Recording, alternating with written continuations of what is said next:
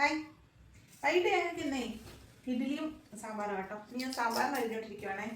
വലിയ വലിയ കഷ്ണങ്ങളൊന്നുമില്ല. കുറച്ച് ക്യാരറ്റും കുറച്ച് പയറും ഒരു കിഴങ്ങും ഒക്കെ ഉള്ളു കേട്ടോ. ഉള്ളതൊക്കെ വെച്ചിട്ട് ഒരു പരിപ്പ് ഉള്ളതൊക്കെ വെച്ചിട്ട് ഒരു സാമ്പാർ ഉണ്ടാക്കാമെന്ന് വിചാരിച്ചേ. ഇഡ്ഡലി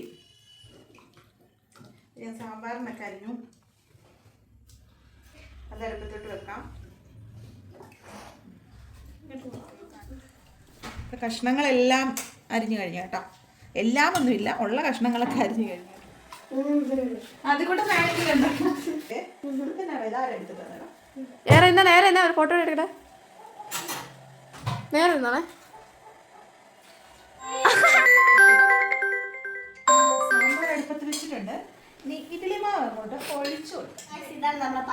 എൻ്റെ ഇഡ്ഡലി ഉണ്ടാക്കുന്ന എന്നടിയിൽ വന്ന ഇഡ്ഡലി ഇടിച്ചപ്പോ അല്ല ഇഡ്ഡലി അത് ശരിയല്ല. എനിക്ക് ടേസ്റ്റ് ആകത്തില്ലേ നോക്കാണ്. ഇതിൽ തന്നെ ഉണ്ടാകും. ഇതിലൂടെ കുഴ ഉള്ളത് വേണം ഇത് മേടിക്കാൻ.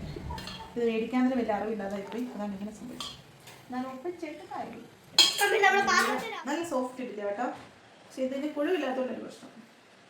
റെഡി ആയിട്ടുണ്ട്. പുറത്ത് നല്ല മഴ. ചൂടിഡ്ഡലിയും ചൂട് സാമ്പാറും. പുറത്തിപ്പോ മഴയാണ്. മഴ. നമ്മുടെ സാമ്പാറും റെഡി ആയിട്ടുണ്ട് കേട്ടോ. നമ്മുടെ സാമ്പാർ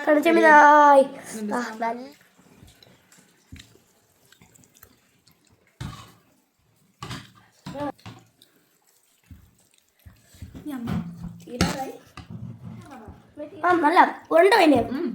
ഇവിടെ ഇരിക്കുന്നേ കുക്കറിനകത്തുണ്ട്.